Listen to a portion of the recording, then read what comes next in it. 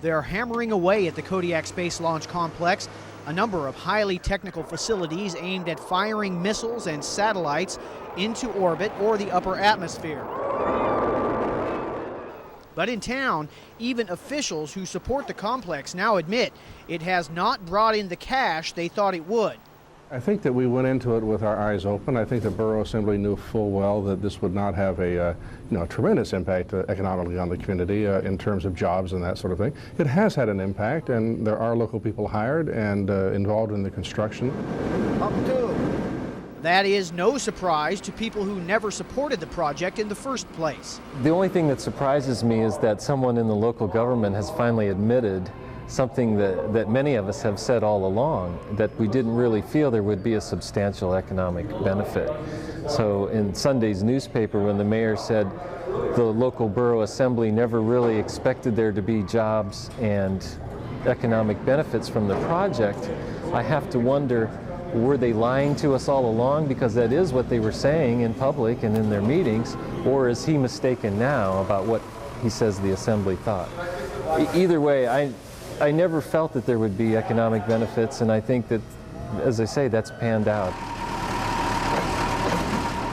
But the introduction of the space industry is having some intangible benefits here. You might want to move. These 8th graders from Kodiak Middle School are learning about payload. Not enough weight.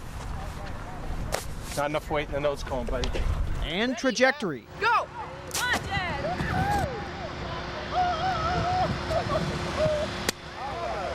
What was it?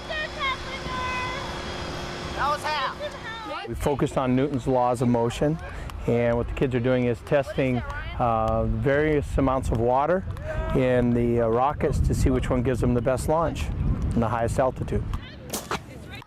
There's a reason they call it rocket science. Just like with the big missiles, each launch teaches a lesson.